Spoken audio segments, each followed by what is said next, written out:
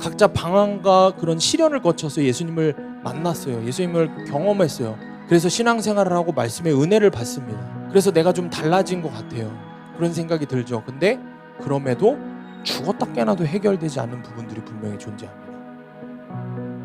죽었다 깨나도 해결이 되지 않아요. 어떤 사람은 돈과 출세를 바라는 그런 세상적인 물질적인 가치관이 안 변해요. 열심히 교회는 다니지만. 어떤 사람은 열심히 교회는 다니지만 술, 담배를 끊지를 못해요.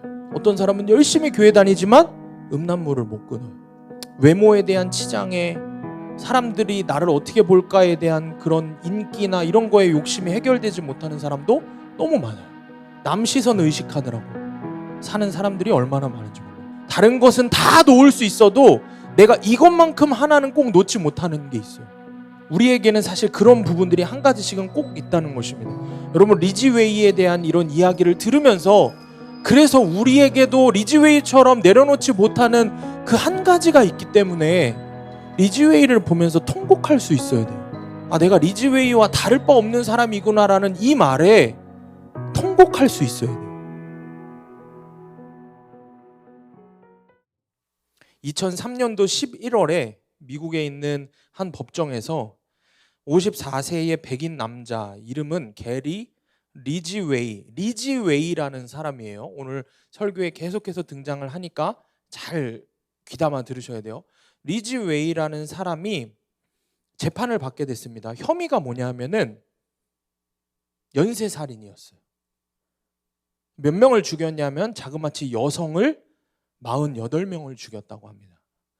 48명이나 되는 여성을 죽인 이 게리 리지웨이라는 사람이 이제 법정에서 자기의 살인 혐의를 자백을 합니다.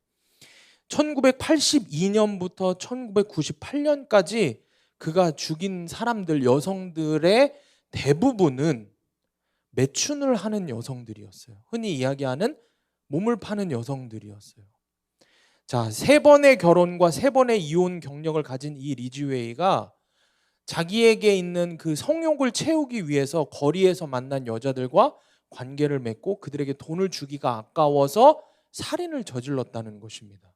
그걸 너무 아무렇지도 않게 태연하게 이야기를 했어요. 진짜 나쁜 놈이지. 근데 그의 그 리지웨이의 전 부인들이 증언하기를 이 사람이 좀 심각한 그런 어떤 성적인 병이 있는 거죠. 왜냐하면 뭐 아무 데서나 전 부인들도 이혼을 한 가장 큰 이유가 아무 데서나 상관없이 계속해서 이런 성관계를 요구하는 거예요. 그래서 그런 맞지 않는, 평범하지 않는 바른 결혼 생활이 아니어서 고통스러웠다고 증언을 합니다. 놀랍죠? 좀 진짜 정신 나간 이상한 사람이죠. 연쇄살인범이기도 하고 되게 음란한 사람이기도 하고, 우리나라 역대 연쇄살인범 중에서도 이렇게 악독한 사람 찾아보기 힘들 거예요. 48명이나 죽였으니.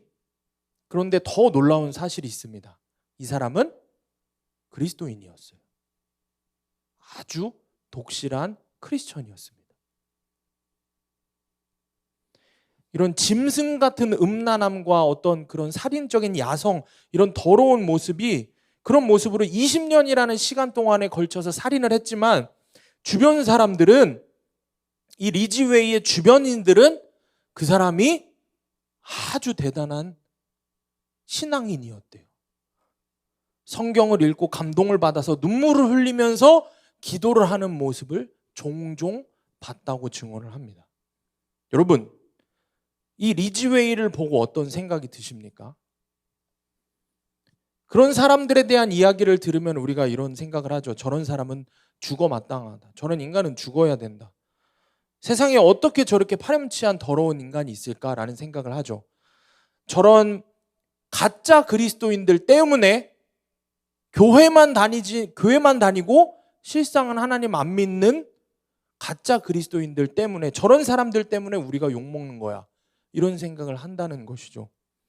그런데 여러분, 내가 만약에 저와 여러분이 리지웨이와 별반 다를 것이 없는, 어쩌면 리지웨이보다 더 나을 것이 하나도 없는 죄인이라고 한다면은 여러분들은 그 말에 동의를 하겠습니까?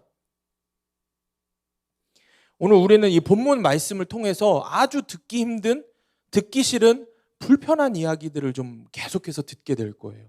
내가 왜 그 리지웨이보다 나을 것이 없는 죄인인지에 대해서 오늘 성경을 통해서 우리가 함께 좀 살펴보기를 원합니다. 첫 번째로 차별 없이, 아무런 차별이 없이 우리 모두는 죄인입니다. 차별 없이 우리는 모두 죄인입니다. 자, 오늘 본문의 9절 말씀입니다. 그러면 어떠하냐? 우리는 나으냐? 결코 아니라 유대인이나 헬라인이나 다 죄 아래에 있다고 우리가 이미 선언하였느니라. 바울이 로마서를 기록하면서 로마서 1장 1절에서부터 뭐라고 이야기했냐면 복음에는 차별이 없다 그랬어요. 무슨 이야기냐면은 모든 사람에게 어떠한 사람이든 다 복음이 필요하다는 거예요. 하나님을 열심히 믿든 하나님을 모르던 하나님을 거부하던 죄를 많이 지었던 죄를 적게 지었던 상관없이 모든 사람에게는 뭐가 필요하다고요? 복음이 필요하다고요. 그래서 바울은 313년이라는 시간 동안에 지하의 공동묘지에서 카타콤이라는 곳에서 숨어 살면서 아들을 낳고 손자를 낳으면서 신앙을 지킨 초대교회의 그리스도인들에게 이 로마서를 썼어요.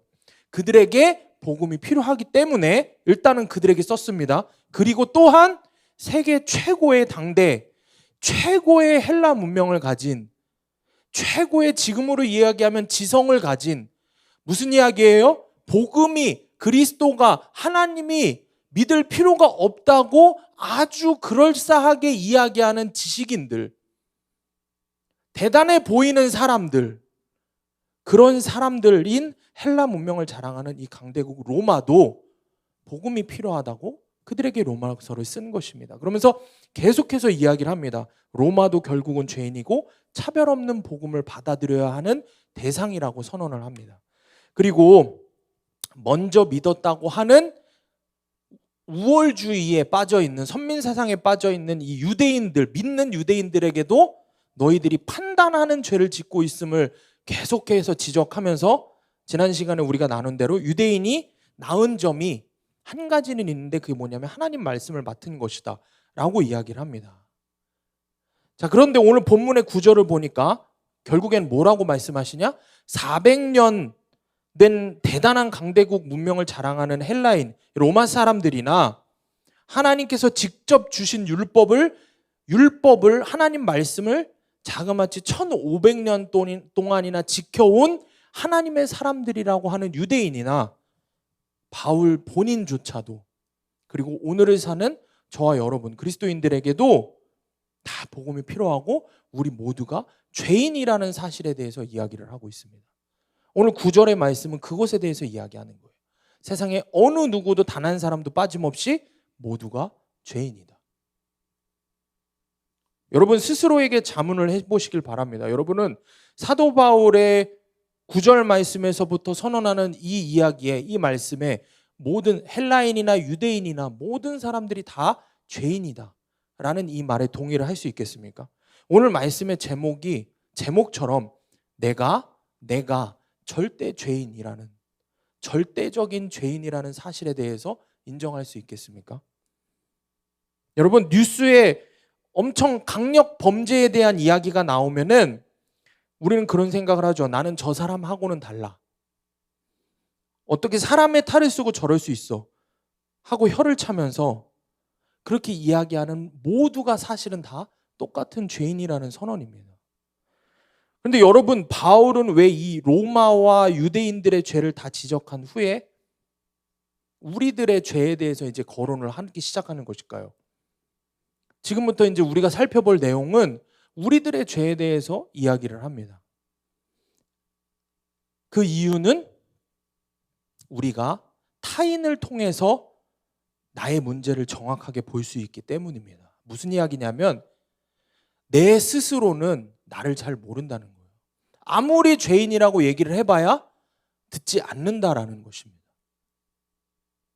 사도 바울이 이 사실을 너무 잘 알고 있는 거예요. 그래서 타인을 통해서 계속해서 내 죄를, 다른 이들을 통해서 내 죄를 보게 하는 거예요. 여러분 우리는 돈 없는 사람을 가난하다고 말해요.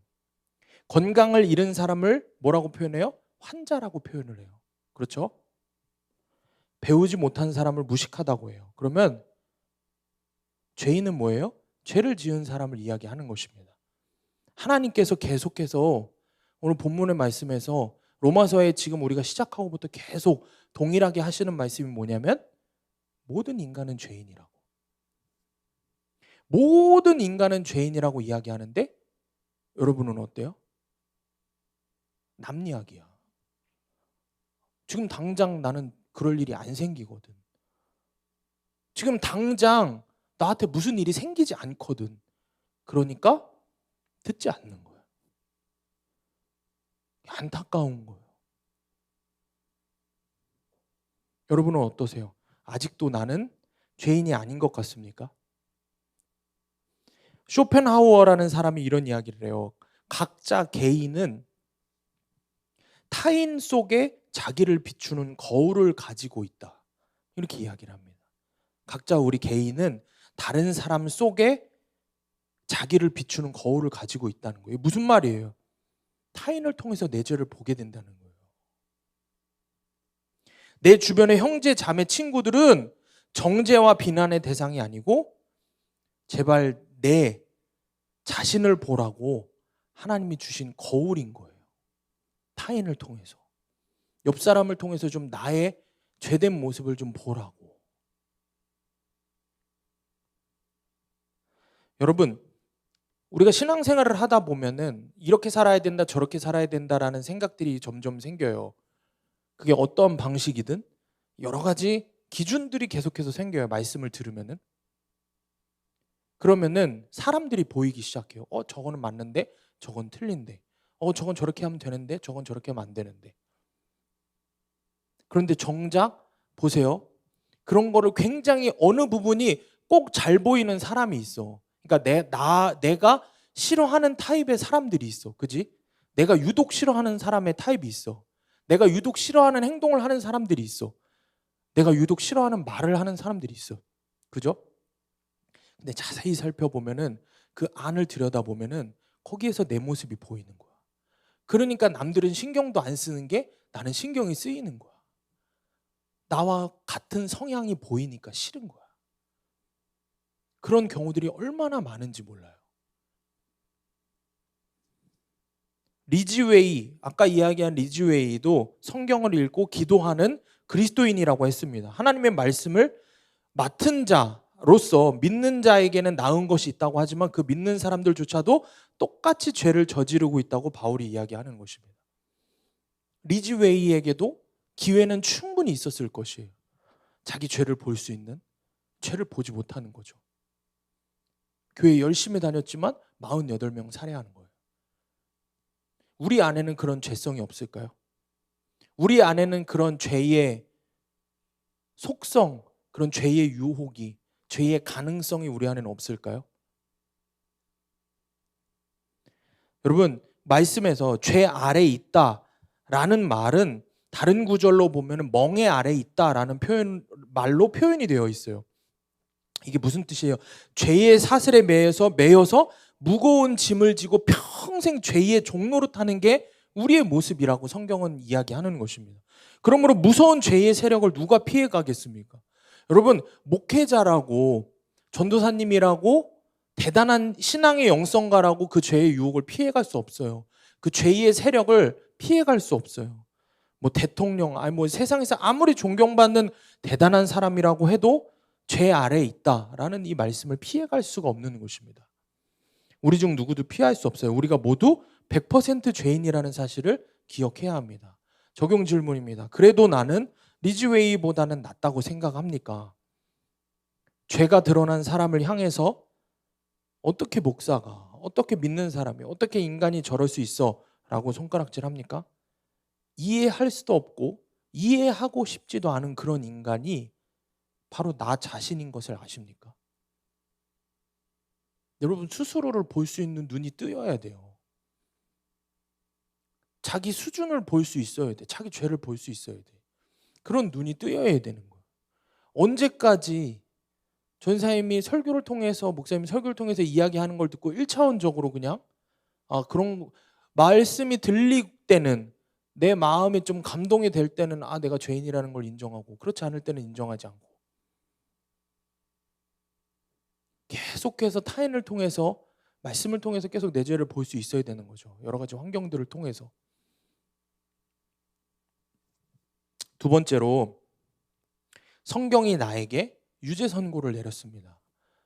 누가 나한테 유죄 선고를 내렸다고요? 성경이 나에게 유죄 선고를 내렸습니다. 오늘 본문의 10절 말씀입니다. 다 같이 읽어볼게요. 시작. 기록된 바 의인은 없나니 하나도 없으며. 의인은 없나니 어떻게 없다고요? 하나도 없다고요. 자, 우리 믿음에, 우리가 신앙생활을 하는 근거는 하나님의 말씀이라고 했습니다. 우리가 믿는 모든 증거는 하나님의 말씀입니다. 자, 그러면은 성경은 우리에게 뭐라고 이야기를 하고 있어요? 세상에 의인은 하나도 없다. 모두가 다 죄인이다라고 다시 분명하게 이야기합니다. 자, 이런 말씀, 바울은 100% 유죄 선고를 받은 우리가 반박할 수 없도록, 그래서 오늘 10절 말씀의 시작을 뭐라고 표현해요? 어떻게 된 바? 어떻게 된 바? 기록된 바. 이게 무슨 말이에요? 바울조차도 뭐를 인용하는 거예요? 성경의 말씀을 인용하는 거예요. 성경에서 그렇게 이야기를 한다고. 성경 말씀을 통해서 우리의 죄를 확인시켜 줍니다.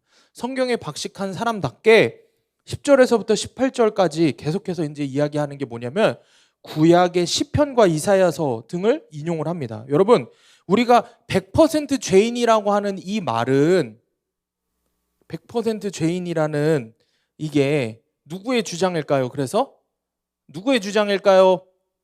사도 바울의 주장일까요? 전도사님의 주장일까요? 누구의 주장일까요? 성경의 이야기라는 거예요. 기록된 바. 성경이 그렇게 말씀한다. 성경에서 이미 성경에서 이미 확인이 된 사실이라는 거예요. 자, 서양에서는 의인과 위인과 성자, 이런 대단한 사람들을 우상으로 삼기도 합니다. 우상으로 삼아서 그것을 섬기기도 합니다. 근데 파스칼은 이렇게 이야기해요. 파스칼이 누구예요? 파스칼이 누구예요? 신은영 청년 파스칼이 누구예요? 수학자예요. 수학자이면서도 대단한 영성가이고 신학자이고 철학자예요. 자, 이 파스칼이 뭐라고 이야기했냐면, 나는 이 세 가지 단어를 신뢰하지 않는다. 나는 의인이나 위인이나 성자가 존재한다는 것을 믿지 않는다. 이 땅에는 오직 한 가지 종류의 사람들만 존재하는데 그것은 죄인이다. 그렇게 이야기를 했어요.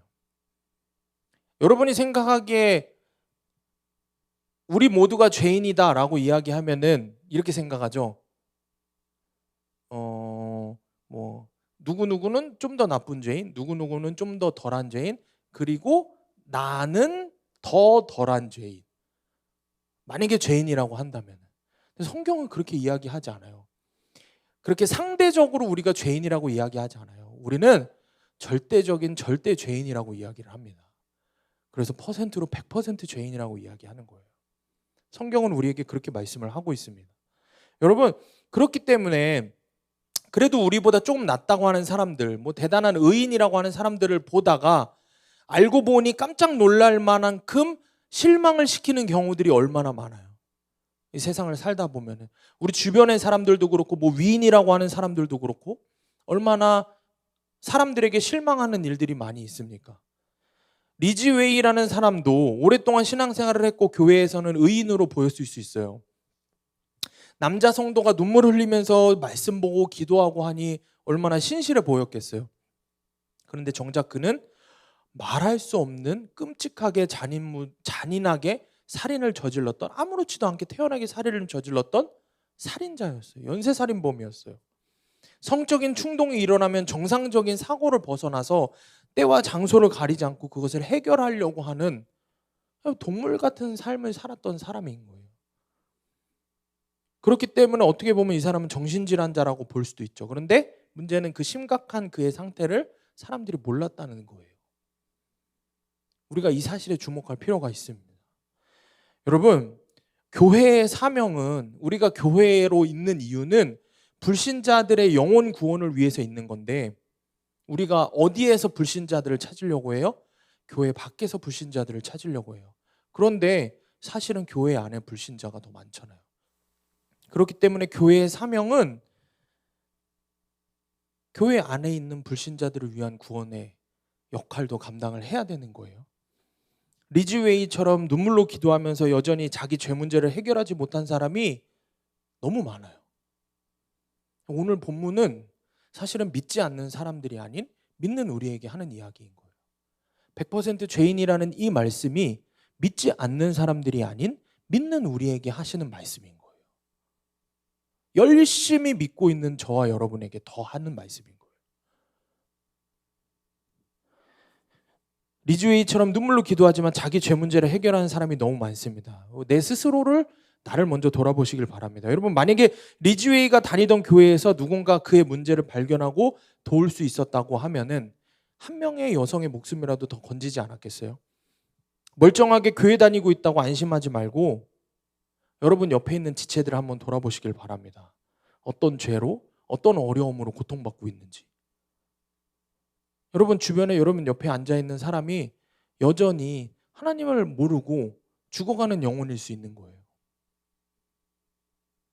얼마나 불쌍한지 몰라요.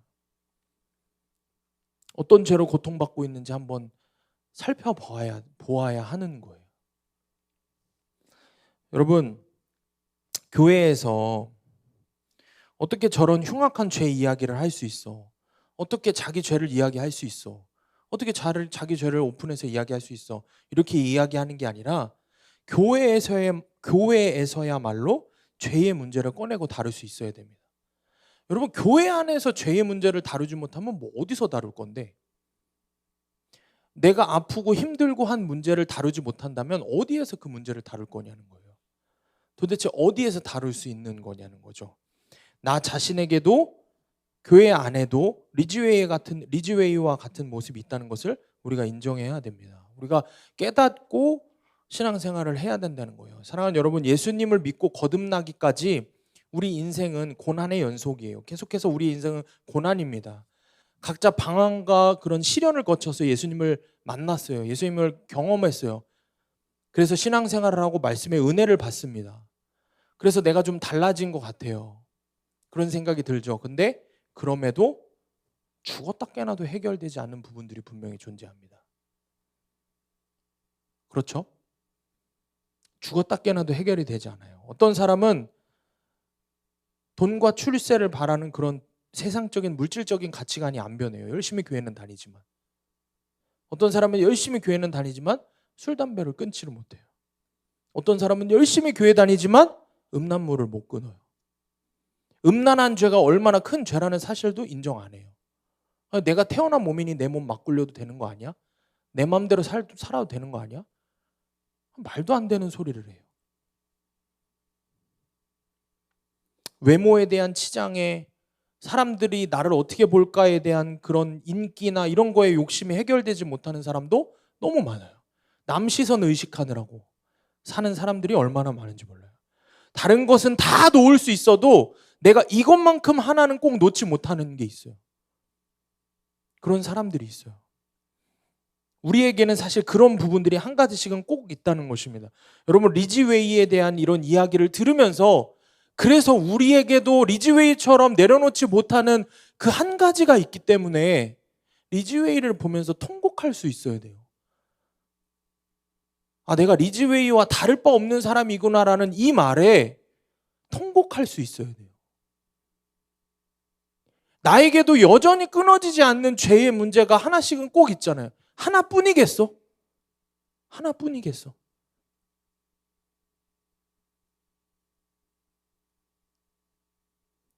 여기에 있는 사람들 몸에다가 24시간 꺼지지 않는 캠 하나 켜놓고 매주 다 같이 보자고 하면은 그거 할 수 있는 사람 누가 있겠어?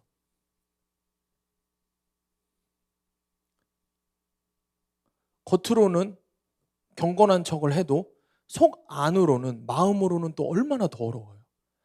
말할 수 없는 죄를 지으면서 살잖아요. 그런데 우리는 너무 아무렇지도 않게 그래도 저 인사님 뭐 말도 안 되는 소리를 하고 있어. 리즈웨이가 더 나쁜 놈이죠. 어떻게 내가 그보다도 더 못한 죄인이라고 얘기를 해요. 내 속은 뻔히 알고 있으면서. 그게 우리의 모습이라는 것입니다. 여러분, 우리가 리즈웨이와 같이 그 이야기를 들으며 통곡하며 우리도 그와 같이 도저히 해결되지 않는 죄의 부분이 있다는 사실에 통곡하는 저와 여러분이 되기를 원합니다. 아멘? 왜냐하면 오직 소망이 있는 사람은 자기가 죄인인 것을 아는 사람이에요. 자기가 죄인인 것을 아는 사람만이 소망이 있는 거예요. 죄인인 것을 알지 못하는 사람은 소망조차 없는 것입니다.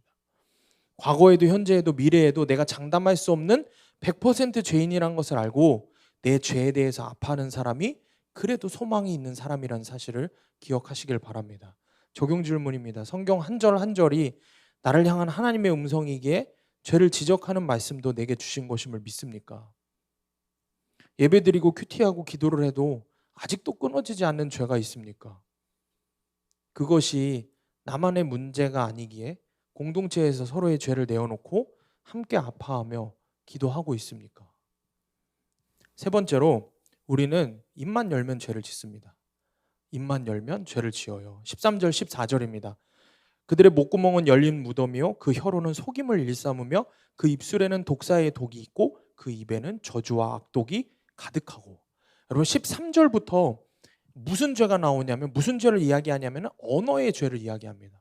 너무 많은 죄들의 항목들과 여러 가지 이유들이 있지만 우리가 좀 눈여겨볼 것은 우리의 입으로 하는 죄, 입술로 말로 하는 죄예요. 왜냐하면 몸으로 하는 죄는 못해도 입술로 하는 죄는 하기 쉬우니까. 힘들어서 감기에 걸렸어도 입으로는 죄를 지을 수 있으니까. 사람이 입으로 얼마나 많은 죄를 짓는지 13절을 읽기만 해도 되게 험악해요. 13절 우리 다 같이 13절 읽어볼까요? 13절 시작. 그들의 목구멍은 열린 무덤이요 그 혀로는 속임을 일삼으며 그 입술에는 독사의 독이 있고. 여러분 하나님께서 말씀에 굉장히 좀 강하게 말씀하시죠. 열린 무덤 같다고 니네 목구멍은. 그러니까 입만 열면은 그렇게 더러운 것이 그냥 한도 끝도 없이 죽이는 것들이 나타난다라고 이야기를 하는 거예요. 미국에서 굉장히 인기 있는 한 목사님이 이런 설교를 하셨다고 해요. 이 목사님이 이렇게 얘기를 했대요. 그 목사님이 하신 얘기를 그대로 읽어줄게요.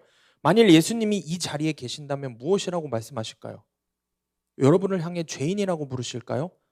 천만에요. 그분은 평생 어떤 사람을 앞에 놓고 그렇게 부르신 적이 없었습니다. 그래서 저도 절대 강단에서 죄인이라는 용어를 쓰지 않기로 마음먹었습니다. 30년 동안 그 결심은 한 번도 바뀐 적이 없습니다.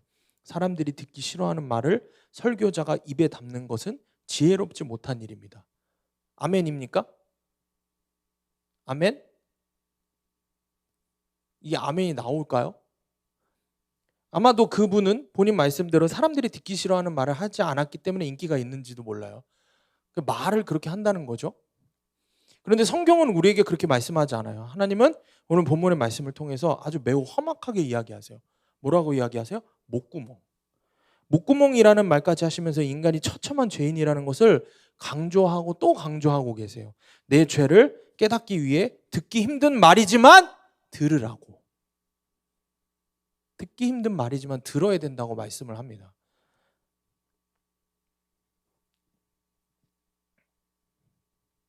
목구멍, 또 혀, 입술, 성경에서 말씀하는 이 부분은 다 우리 몸의 발성기관이에요. 인간이 다 100% 죄인인데 혹시라도 지옥이 너무 좁으면은 김현진 목사님 말씀에 따르면은 이렇게 표현하셨더라고요. 지옥이 너무 좁아서 우리가 가야 될 사람들이 너무 많잖아요. 그러면 그냥 우리의 입만 보내도 될 것 같다고. 무슨 말인지 아시죠? 그만큼 우리가 입술로 지은 죄가 얼마나 많냐는 거예요. 모든 사람이 한 사람도 빠짐없이 입술로 그렇게 죄를 짓는다는 거예요. 그만큼 악독한 죄를 짓는 것이 뭐예요? 우리 입술이라는 거예요. 우리 입이라는 거예요. 1997년도에 미국의 캘리포니아 대학에서 사람이 하루에 몇 번이나 거짓말을 하는지 조사를 했답니다. 조사 결과 8분에 한 번꼴로 거짓말을 하는데요. 사람들이 평균적으로 8분에 한 번꼴로 8분에 한 번꼴로 하루에 몇 번? 적게는 최소 200번 이상을 한대요. 아주 적어도 최소 200번 이상을 한다는 거예요. 20명의 몸에 소형 마이크를 부착하고 조사를 했는데 가장 많이 하는 거짓말 중에 하나가 뭐였냐면은 약속에 늦었을 때 차가 막혀서랍니다. 우리가 한 번쯤은 이야기를 했을 수 있어요. 약속에 늦었을 때 그냥 미안하다 얘기 안 하죠. 그냥 다 이유가 있죠. 다 나름대로 이유가 있죠. 항상 늦는 사람은 항상 늦어요. 다들 한 번쯤은 해봤을 거예요. 여러분의 입만 열면 악한 말을 많이 합니까? 아니면 선한 말을 많이 하는 것 같습니까? 하나님이 기뻐하실 만한 말을 많이 합니까? 싫어하실 만한 말을 많이 합니까? 사실 우리는 입만 열면 남의 말을 하기를 너무 좋아하는 사람들이에요.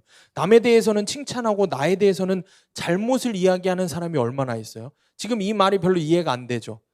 남에 대해서는 칭찬하고 나에 대해서는 반대잖아. 남에 대해서는 잘못을 이야기하고 나에 대해서는 어떻게든 좋은 이야기만 하려고 하잖아요. 다른 사람에 대해서 좋은 이야기보다 험담을 즐기는 게 우리의 모습이에요. 그게 안타까운 현실이 뭐냐면 사람들은 굉장히 친해질 수 있는 계기가 있어요. 뭐냐면은 서로 사랑해서가 아니라 같이 미워할 사람이 생기면 친해진대요. 같이 욕할 사람이 생기면 그렇게 친해진대요. 어떤 것 같으세요? 우리가 세상에서 우리 청년들,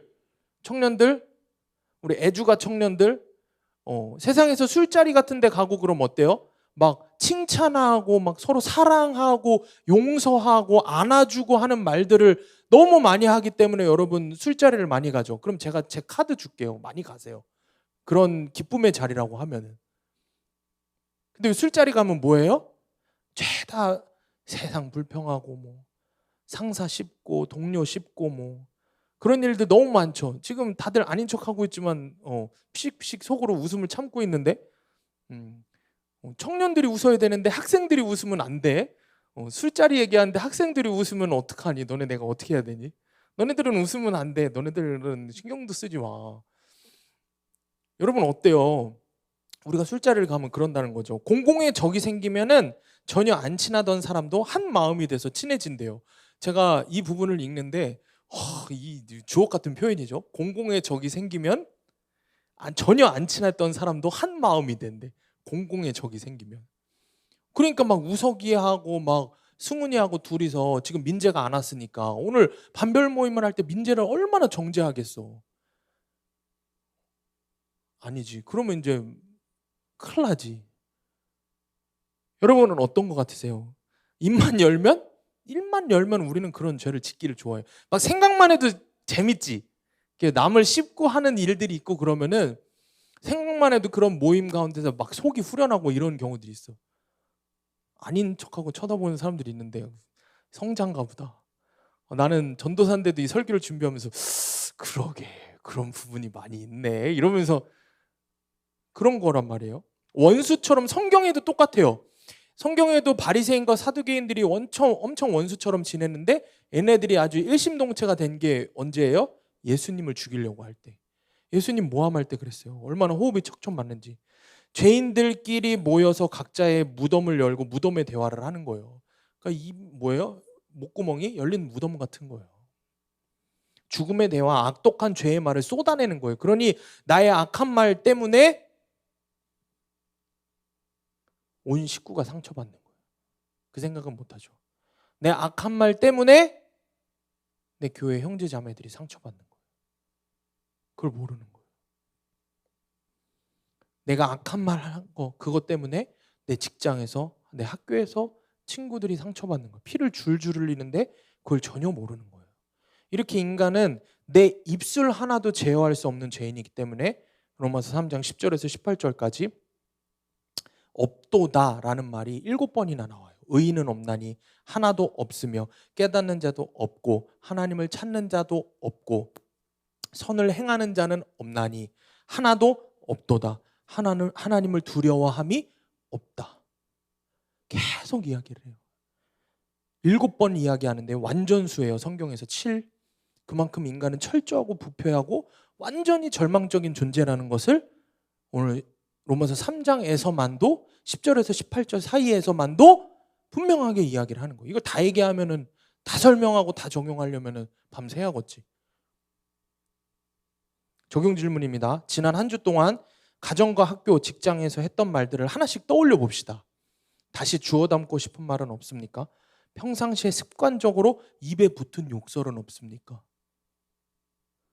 욕설이 아니라 교양 있는 언어와 말투를 쓴다고 해도 남을 해치고 자신을 부정하는 말들로 독을 내뿜으면서 상처를 주며 피를 흘리게 하면서 살고 있지는 않습니까? 네 번째는 어리석은 우리는 파멸과 고생이 있는지 모르고 죄를 향해서 열심히 달려가는 거예요. 죄를 향해서 열심히 달려가는 거예요. 오늘 본문의 15절부터 17절입니다. 그 발은 피 흘리는데 빠른지라 파멸과 고생이 그 길에 있어 평강의 길을 알지 못하였고. 여러분, 우리를 지배하는 거는 이성도 감성도 아니고 우리를 지배하는 게 뭘까요? 우리를 지배하는 건 죄예요. 저와 여러분을 지배하는 건 죄예요. 눈만 뜨면 죄가 나를 지배합니다. 죄를 깨닫고 돌이키는데 평생이 걸리지만 죄 지을 생각을 하고 그걸 실천으로 옮기는 데는 얼마나 빠른지 몰라요. 죄를 돌이키는 데는 엄청 오래 걸리죠. 말씀을 적용하는 데는 엄청 오래 걸리죠. 진짜 큰 말씀에 적용하려면, 진짜 큰 죄를 돌이키려면 엄청 오래 걸리죠. 근데 그 엄청난 죄를 짓는 거는 어때요? 망설임 없이 얼마나 발이 빠른지 몰라요. 죄 짓는 거에는 얼마나 손발이 빠른지 몰라요. 하나님 떠나는 거는 얼마나 손발이 빠른지 몰라요. 하나님 곁으로 돌아오는 거는 얼마나 망설이고 느린지 몰라요. 그게 우리의 모습입니다. 거기에 파멸과 고생이 기다리고 있는 걸 모르기 때문에 정신없이 미친 사람처럼 달려가는 거예요. 우리의 모습 속에 그런 파멸이 있는 것을 모르고 얼마나 열심히 거기에 달려가는 모습이 있는지 몰라요. 여러분, 눈앞에 낭떠러지가 있으면은, 거기에 달려가는 아이를 있으면은 엄마가 그걸 보면서 가슴이 탈 텐데 거기다 대고 아유 야 너 그러다 다친다, 너 낭떠러지 떨어지면은 죽는다, 아유 그러지 마, 이렇게 얘기하는 엄마가 어디 있겠어요. 소리를 지르겠죠. 거기 멈추라고 소리를 있는 대로 악을 쓰면서 소리를 지르겠죠. 여러분, 죄의 권세 아래 아까 이야기한 대로 멍에에 묶여서 죄의 종로로 타고 있는 그런 인간의 모습, 죄에 끌려가는 인간의 모습을 보면서 하나님이 너무도 급하셔서 오늘 우리가 이야기한 대로 이런 험한 말씀까지 하시는 거예요. 하나님께서. 하나님이 우리 죄악을 과장해서 얘기하셨을까요? 내 목구멍이 열린 무덤이고 내 혀는 속임을 베풀고 내 입술에는 악독과 저주가 가득하다는 이 말씀이 지나친 말씀일까요? 아니죠. 사실은 실제보다 좀 순화시켜서 하신 말씀일 수도 있어요.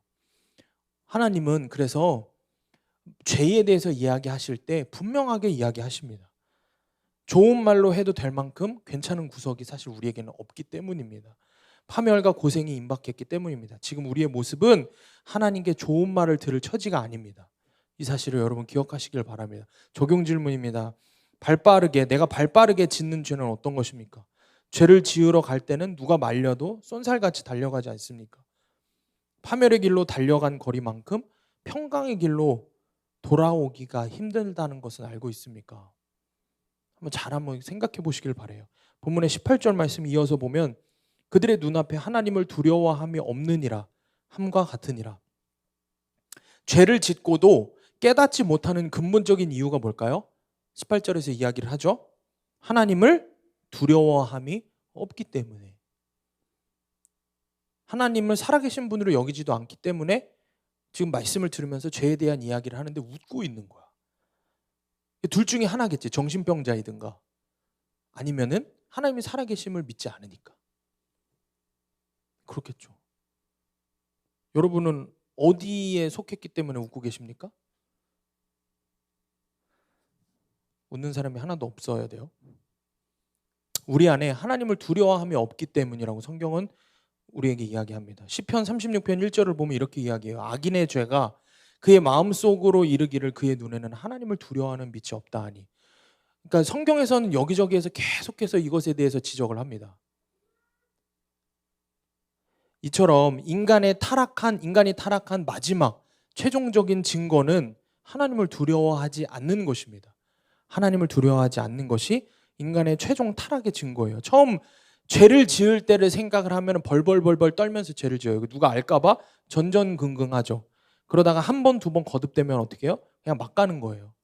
그러니까 처음에 은혜 받고서는 그 다음에 죄를 지을 때는 전전긍긍해요. 그런데 시간이 지나면 어떻게 되는지 알아요? 막 가는 거예요. 그래서 이제는 어떻게 해요?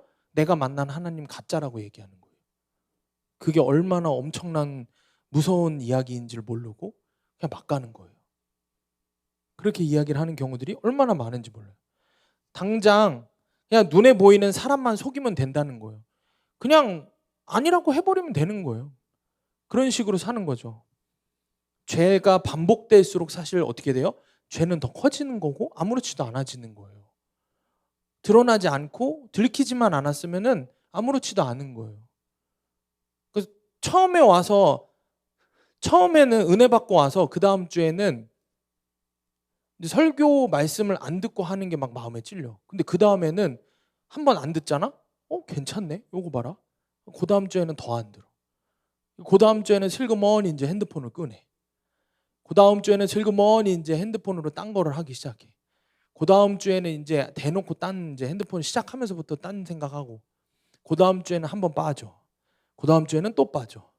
한두 번 빠지고. 학생들은 그렇죠. 청년들은 어때요? 죄에 대해서 말씀으로 해석이 됐어요. 적용을 해야 된다고 했어요.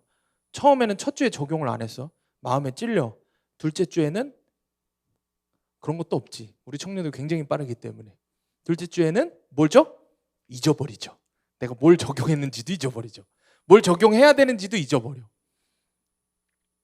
우리는 그런 존재들이에요. 죄가 반복될수록 커져서 두려워해야 하는데 죄를 지을수록 겁이 없어지는 게 우리 인간의 특징이라는 것입니다. 적용 질문. 하나님에 대해 죄에 대해 무뎌진 부분은 없습니까? 아무렇지도 않게 하는 거짓말, 아무렇지도 않게 어기는 약속, 아무렇지도 않게 낭비하는 돈이 있습니까? 들키면 들키라지 할수록 갈수록 대담해지는 음란과 중독의 죄가 있습니까? 드디어 마지막입니다. 율법 안에 담긴 하나님의 사랑을 우리가 그래서 깨달아야 합니다. 오늘 본문의 19절과 20절 말씀입니다. 다 같이 읽어볼게요. 19절부터 20절 시작. 우리가 알거니와 무릇 율법이 말하는 바는 율법 아래에 있는 자들에게 말하는 것이니 이는 모든 입을 막고 온 세상으로 하나님의 심판 아래에 있게 하려 함이라. 그러므로 율법의 행위로 그의 앞에 의롭다 하심을 얻을 육체가 없나니 율법으로는 죄를 깨달음이니라. 아멘. 율법으로 우리의 죄를 깨닫는다. 율법이 하는 일 중에 하나가 우리의 죄를 깨닫게 하는 것입니다. 근데 여기서 결론이 되어버리면은 사실 되게 힘든 말씀이 되겠죠. 그런데 그렇지 않아요. 율법의 핵심은 뭘까요? 진짜 율법이 우리에게, 율법이 뭐예요? 하나님이 지키라고 하신 계명인 거죠. 명령인 거죠. 그게 율법이죠. 그럼 하나님이 우리에게 지키라고 하신 그 가장 중요한 율법이 뭘까요? 예수님께서 말씀하셨죠? 첫째 되는 계명, 누구를 사랑하라고? 하나님 사랑하고. 그리고 또 누구를 사랑하라고? 아무도 뭐 대답을 안 하네. 율법을 모르는 거야? 아니면 하나님 사랑하고 그 다음 누구를 사랑하라고? 선생님들한테 물어봐야지. 아니 유초등부 선생님들 아이들한테 잘 가르쳐야죠. 우리 박수원한테 잘 가르쳐줘. 자, 하나님 사랑하고 누구를 사랑하라고? 그렇죠. 이웃을 사랑하라고. 하나님 사랑하고 이웃 사랑하는 게 율법의 가장 중요한 핵심이에요. 그런데 성경은 이야기하죠. 의를 위하여 죽는 사람도 있어요. 자식을 위해 죽는 사람도 있어요. 그런데 나를 미워하는 사람, 내 원수를 위해 죽는 사람은 없다고 이야기합니다. 평생 나를 괴롭히고 망하게 하고 뭐 잊혀지지 않는 상처까지 준 사람, 도저히 용서할 수 없는 누군가를 위해서 죽는다는 건 우리가 상상도 못할 일이죠. 그런데 그렇게 미운 사람, 나의 원수를 위해 목숨을 내놓기까지 사랑하는 것이 율법이 우리에게 요구하는 거예요. 그게 우리에게 요구하는 율법이에요. 그래서 이것을 율법을 지킬 수 있는 사람이 있다 없다? 없다는 거예요.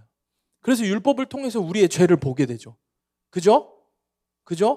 그런데 거기서 끝나는 게 아니라는 거죠. 우리는 그 율법을 통해서 그 율법을 유일하게 완성하신 분이 한 분 있죠. 누구예요? 율법의 완성자? 예수 그리스도예요. 그래서 우리는 그 율법을 볼 때마다 뭐를 깨닫게 돼요? 우리의 죄를 깨닫게 되죠. 내 힘으로 율법을 행할 수 있다 없다? 없다. 그런데 내 주인이신 분은 그것을 완전하게 행하셨어요. 내 안에 살아계신 내 주인, 내 삶을 이끄시는 분은 그걸 행하셨어요. 예수 그리스도는. 그래서 우리는 율법을 통해서 그 사실을 깨달을 수 있는 거예요. 내가 죄인이라는 것과 내가 갚을 수 없는 사랑을 받았고 율법의 완성자인 예수 그리스도를 따라가면 나도 그렇게 살 수 있게 되어진다는 거예요. 그 희망을 얻게 되는 거예요. 하나님 자녀답게 살 수 있는 거예요. 율법은 하나님께서 단순히 우리가 전혀 지키지 못할 것들을 주신 게 아니에요. 우리의 힘으로는 할 수 없다는 것을 분명하게 깨닫게 하시고 그 이후에 예수 그리스도를 통해서 그것을 우리가 해나갈 수 있다는 것을 분명하게 가르치시는 것입니다. 여러분, 그래서 예수님의 십자가 사랑은 놀라운 것입니다. 로마서 5장 8절에 뭐라고 되어 있어요? 우리가 아직 죄인 되었을 때에 그리스도께서 우리를 위하여 죽으심으로 하나님께서 우리에 대한 자기의 사랑을 확증하셨다고 말씀합니다. 그래서 우리는 율법을 통해서 내가 누구를 사랑할 수도 없고 대신 희생할 수도 없는 존재라는 사실을 깨닫죠. 100% 죄인이라는 것을 율법을 통해서 깨닫게 돼요. 그렇기 때문에 내가 도저히 하나님의 심판을 피할 수 없다는 걸 인정하게 됩니다. 율법을 알면 알수록 뭐가 드러나요? 내 죄가 드러나요. 율법을 알면 알수록 나는 아무것도 아니구나라는 게 드러날 수밖에 없어요. 그리고 동시에 어떻게 돼요? 예수 그리스도의 사랑을 깨닫게 되는 거예요. 나는 그 어느 누구를 위해서도 죽을 수 없는데 주님은 원수보다 못한 나를 위해서 죽으셨기 때문입니다. 그래서 어거스틴이 이야기합니다. 세상에는 두 가지 종류의 사람이 있는데, 두 가지 종류의 죄인이 있는데, 잘 들어보세요. 세상엔 두 가지 종류의 죄인이 있어요. 내가 죄인이라고 하는 죄인이 있고 내가 의인이라고 하는 죄인이 있습니다. 여러분은 어느 쪽입니까? 입으로만 주여 나는 죄인입니다라고 고백해서는 소용이 없어요. 내 죄가 얼마나 참혹한지를 두려워하고 아파하는 정도까지 가야 됩니다. 의로워지려고 노력하는 것도 포기해야 돼요. 내 힘으로는 의로워지겠다고 하는 그것까지도 죄라는 사실을 우리가 인정하면서 살아야 돼요. 내 힘으로 할 수 있는 게 있다 없다? 없다. 그래서 누구 붙잡고 살아야 된다? 예수 그리스도. 말씀 붙잡고 사는 거예요. 말씀이신 예수님은 율법을 어떻게 했다고요? 완성했어요. 지켜내셨잖아요. 하나님을 완전히 사랑하셨고 우리 인간을 완전히 사랑하셨잖아요. 그래서 그 예수님만 답인 거예요. 의인은 없나니 하나도 없지만 예수 그리스도로 통해서 우리가 의인이 될 수 있다는 것을 분명하게 말씀을 하고 있습니다. 마지막 적용 질문. 내 주변의 부모, 형제, 친구들에 대해 무조건 참고 희생하고 목숨까지 내어놓는 사랑을 하고 있습니까? 그럴 수 없기에 성경을 읽으면 읽을수록 내가 죄인인 것을 발견합니까? 말씀은 보면 볼수록 내가 죄인인 걸 그래서 발견해야 돼요. 말씀을 보면 볼수록 내가 죄인인 것을 발견하고 거기서 끝나면 돼요? 안 돼요? 안 돼요. 우리가 하는 큐티는 무슨 큐티? 구속사 큐티라고. 뭐예요? 하나님이 저와 여러분을 자녀로 구속하신 거예요. 하나님이 구속하셨으니까 누가 해방시킬 수 있어 없어? 없어. 아무도 하나님의 사랑에서 우리를 해방시킬 수가 없어. 끊어놓을 수가 없어. 뺏어갈 수가 없어. 그게 구속하시는 거예요. 그리고 구속하시는 은혜를 말씀을 통해서 매일 보는 거예요. 근데 먼저 뭘 봐야 돼? 내가 100% 죄인이라는 거 봐야 돼. 그래야 구속하신 은혜가 더 크게 느껴지는 거예요. 도저히 구속을 받을 수가 없거든. 근데 구속하셨으니까 거기까지 가야 되는 거예요. 알겠죠? 자, 김영재 목사님이 마지막으로 이제 김영재 목사님 하신 이야기를 하고 마칠게요. 구치소에 가서 복음을 전하셨대요. 구치소에 가서. 근데 거기에 있는 구치소에 있는 사람들은 다 누구예요? 다 죄인일 거 아니에요? 구치소에 있는 사람들. 거기에 있는 분들한테 복음을 전하면서 여러분이 죄인인 것을 인정하십니까? 하고 물었더니 한 사람도 빠짐없이 손을 들었대요. 죄인이라는 이름으로 딱 낙인이 찍혀서 판결이 돼서 들어가 있으니 즉각적으로 인정을 한다는 거예요. 그래서 모두가 다 예수님을 영접하고 했다는 거예요. 갇혀 있을수록 오히려 죄를 빨리 보게 되고 세상에 대해서 포기한 사람일수록 주님을 빨리 영접하게 된다는 것을 알게 됐다라고 이야기를 하십니다. 내가 죄인이라는 것을 빨리 내 존재 자체가 어떤 죄인인지를 깨닫는 게 그래서 은혜인 거예요. 빨리 깨달은 사람일수록 빨리 돌이킬 수 있어요. 빨리 깨달은 사람일수록.